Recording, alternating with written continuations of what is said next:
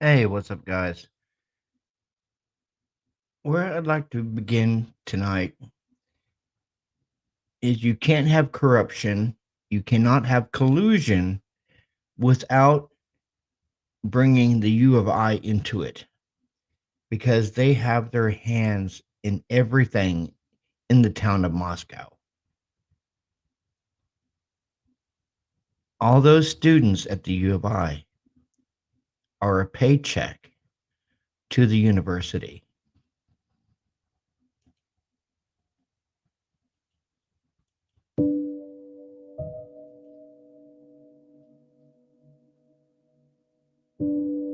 This is stuff that shouldn't happen, especially in a small, quiet town like Moscow is, where we're heavily involved with the university. And these are things that affect not just town, but the university, the students, lends everybody to a sense of insecurity about what's going on here and why.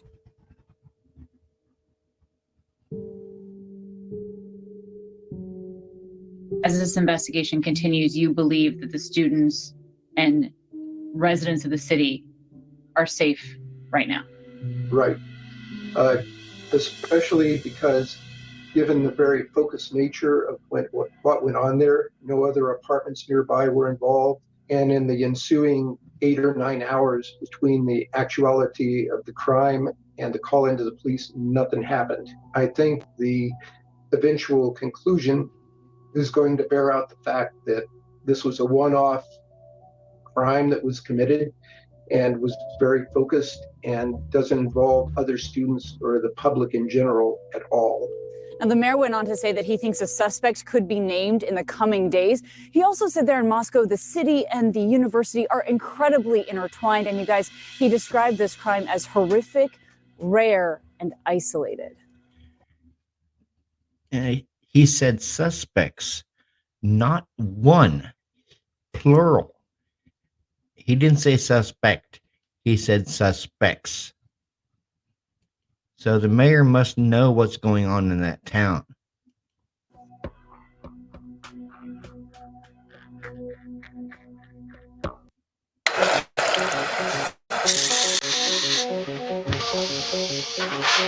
Really good.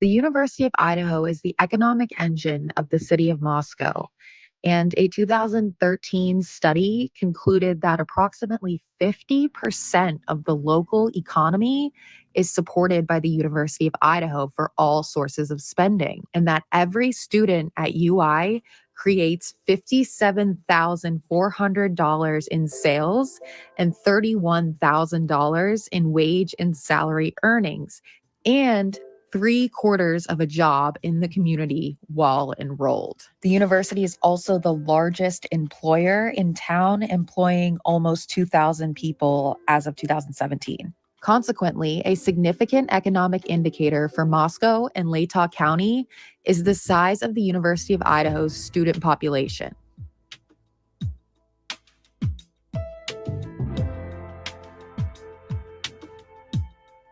It seems like they're trying to suppress the story. We want to put rewards out. They're like, don't do that. Yeah, I get it. Your town doesn't want to have reward posters posted all over when you come and you do your rush.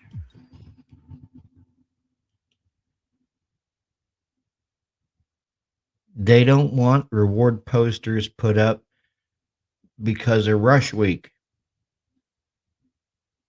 The U of I don't give a darn about these victims. Because if they did, then they wouldn't mind reward posters put up. But oh no, we don't want people during rush seeing reward posters for these poor victims put up. You're not going to get a lot of students if they see those things.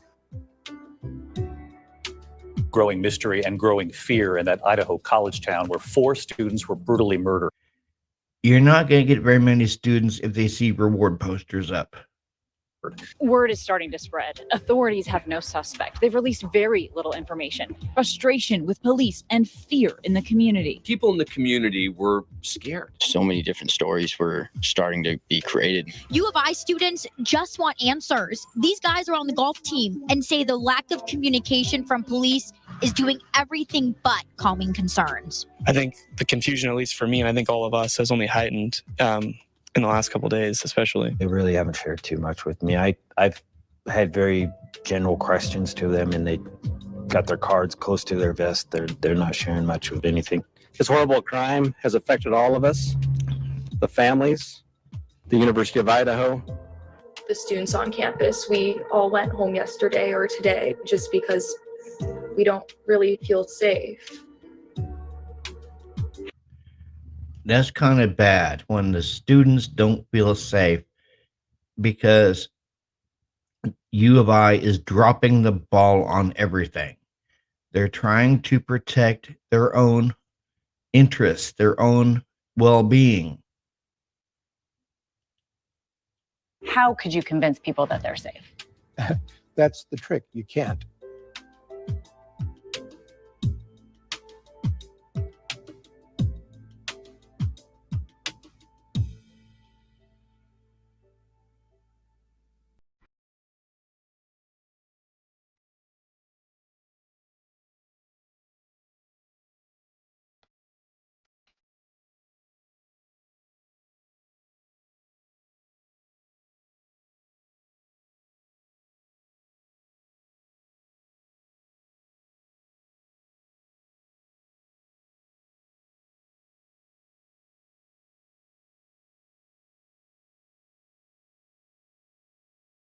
I think the eventual conclusion is going to bear out the fact that this was a one-off crime that was committed and was very focused and doesn't involve other students or the public in general at all.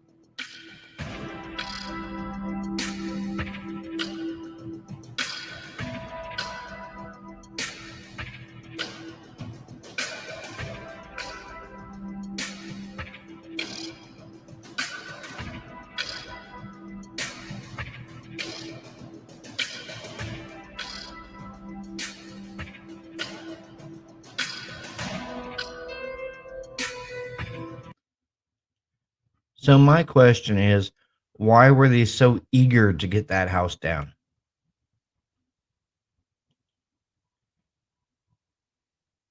And the way I see it, it's money motivated. That's why they wanted that house down. And they say it's to start the healing process for the college and the community. Well, I'm not buying that. That was a crime scene that the jury could have walked through instead of just getting still pictures and a 3D rendering.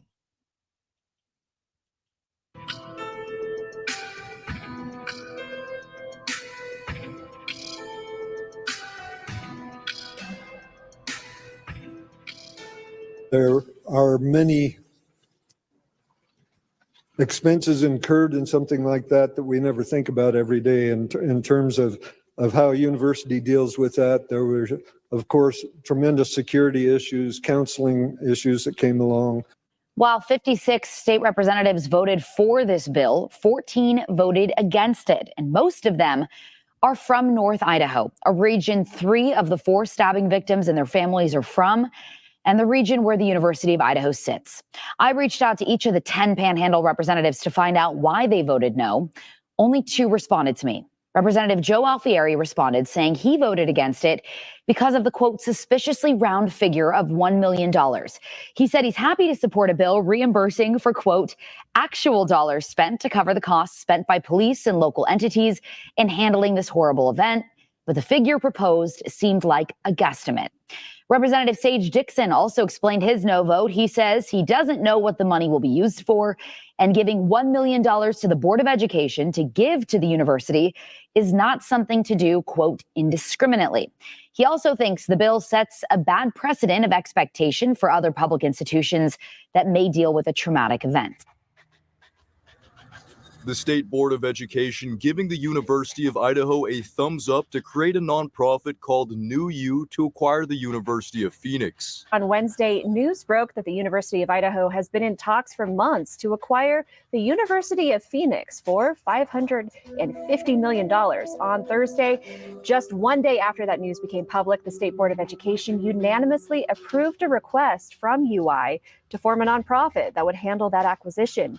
This news about U of I and University of Phoenix came from out of nowhere, and we're just now starting to come to grips with the enormity of this transaction. This is a $550 million purchase.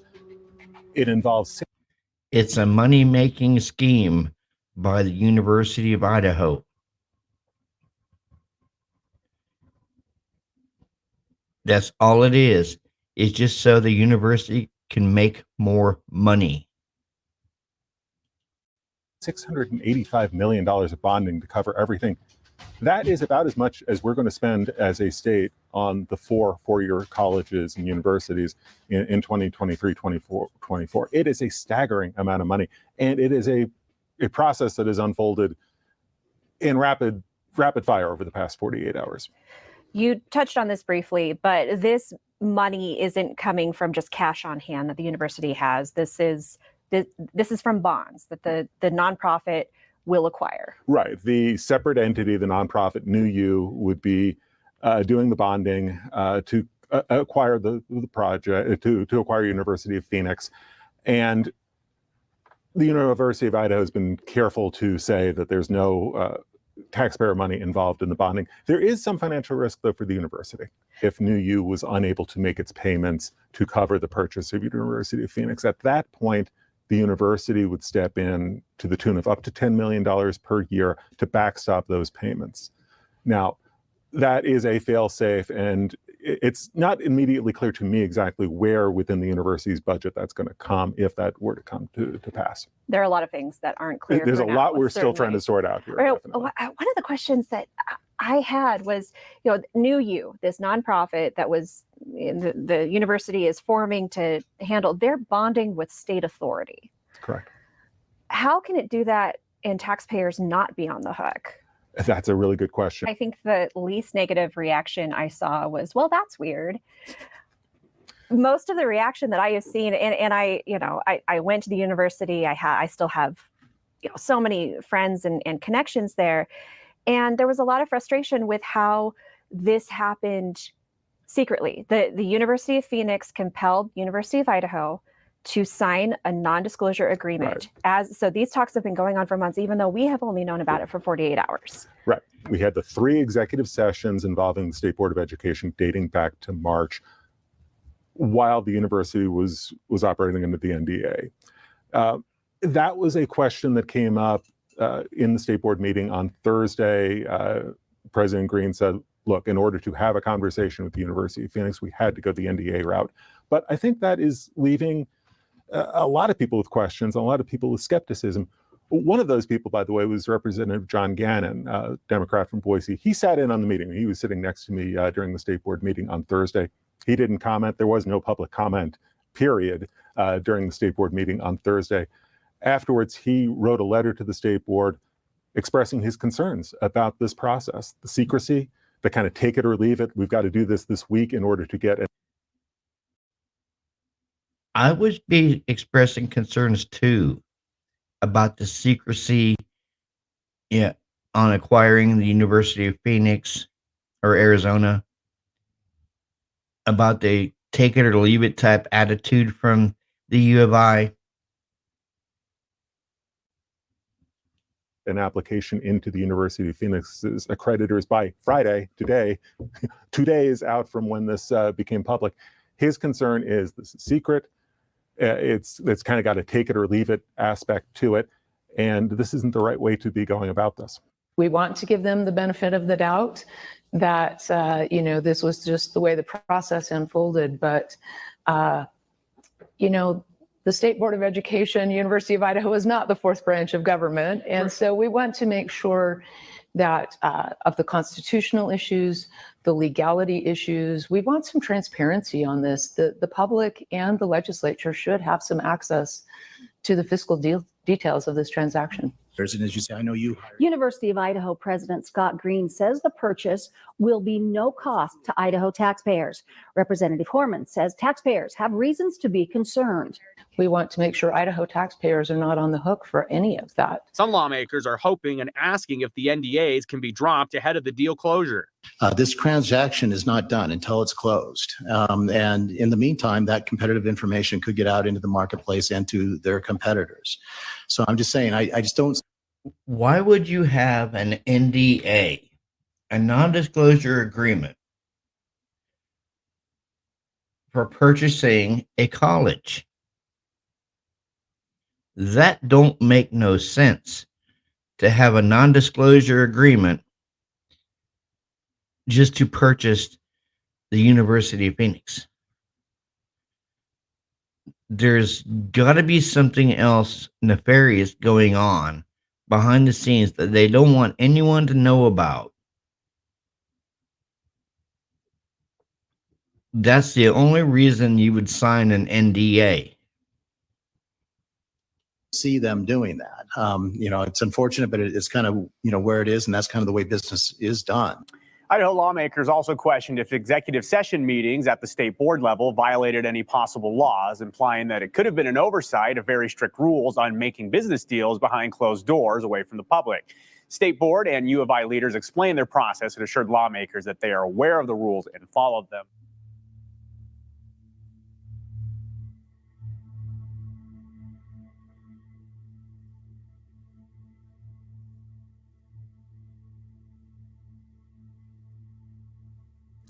The utter lack of transparency seems to be a pattern in the MO of Moscow officials. That's just how business is done, or that's just how investigations are done.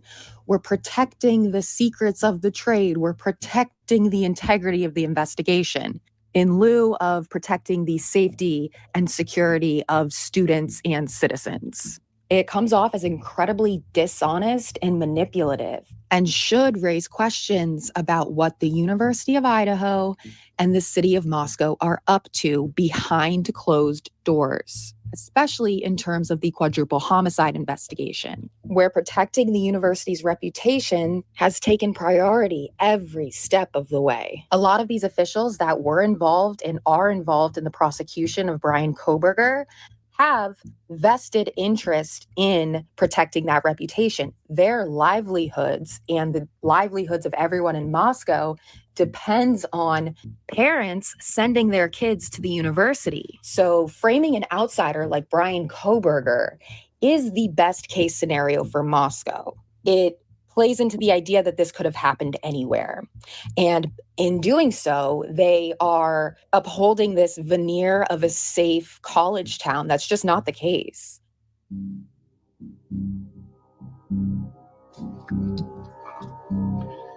Thank you. Good afternoon. Scott Green, President, University of Idaho. Today's news and arrest is a welcome one. It's relief to our university, our community, and our extended Vandal family. The outpouring of support over the past 6 weeks helped sustain us during the most trying time.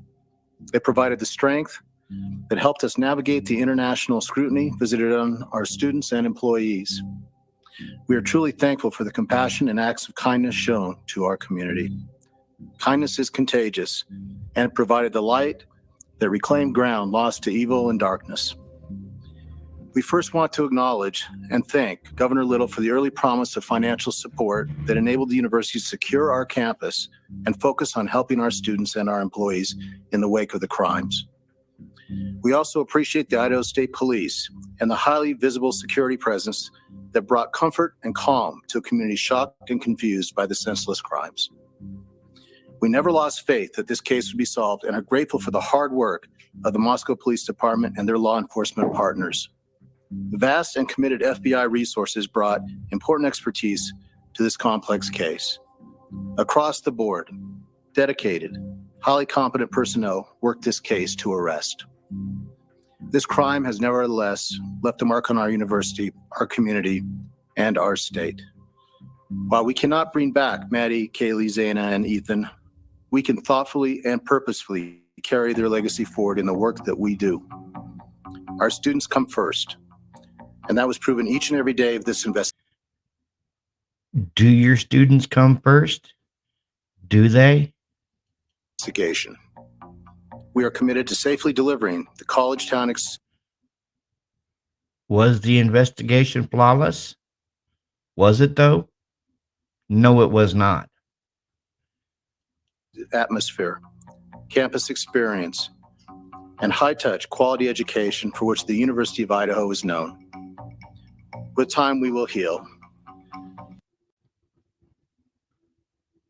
Yeah, utterly psychopathic. We will move forward together, and we will remain Vandal strong. With that, I'd like to turn it back over to Chief Fry.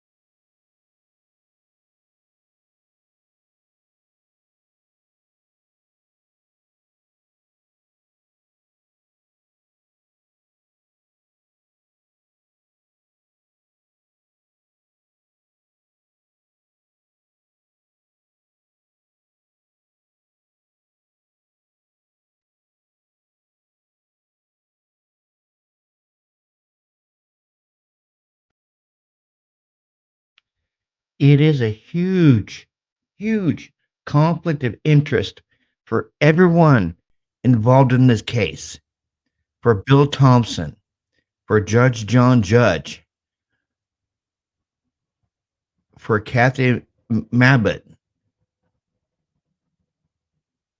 for the mayor of Moscow. It is a huge, huge conflict of interest. What are we not being told?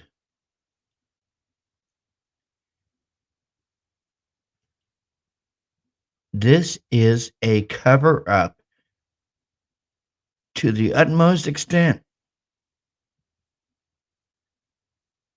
Everyone involved with the prosecution, the judge, the coroner, the mayor, all have an interest in protecting the University of Idaho. The prosecutor, who's a U of I graduate, the coroner, a U of I graduate, the mayor, a U of I graduate, the judge, his wife works as a tenured professor at the U of I.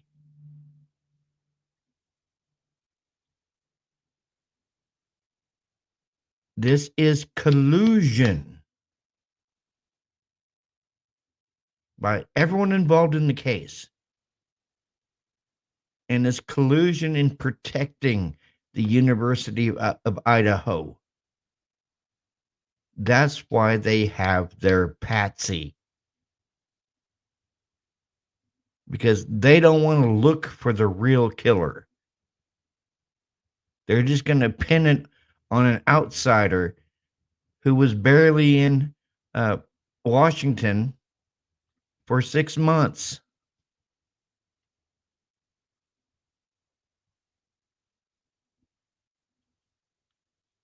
We all need to wake up.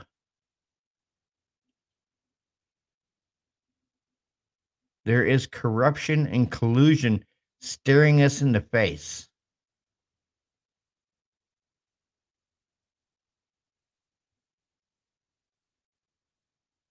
And why have they not found the murder weapon? And if they did, why aren't we being told? They went outside the bounds of the law to get the IGG.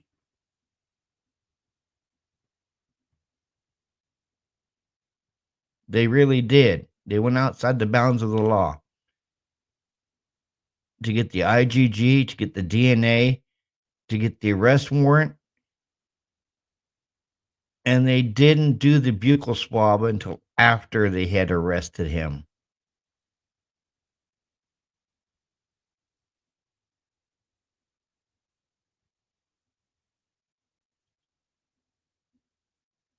And we're being lied to as well by the Gonzalezes.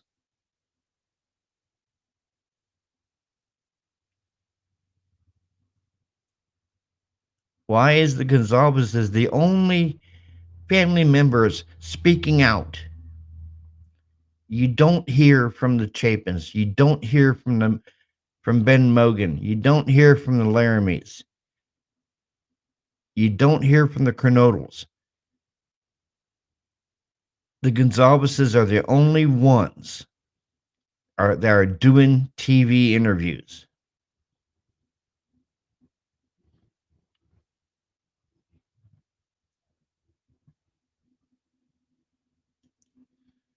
Like always, guys, like, comment, subscribe to my channel, share my channel, hit that bell notification for any new uploads. And I've been sponsored by W Energy. The link to it will be in the description box. All subscribers and members will get a 10% discount on their first order at the checkout. All you need to do is write the coupon code in all caps at checkout, True Crime Cult 162. Y'all have a good Tuesday morning. This is TCC out.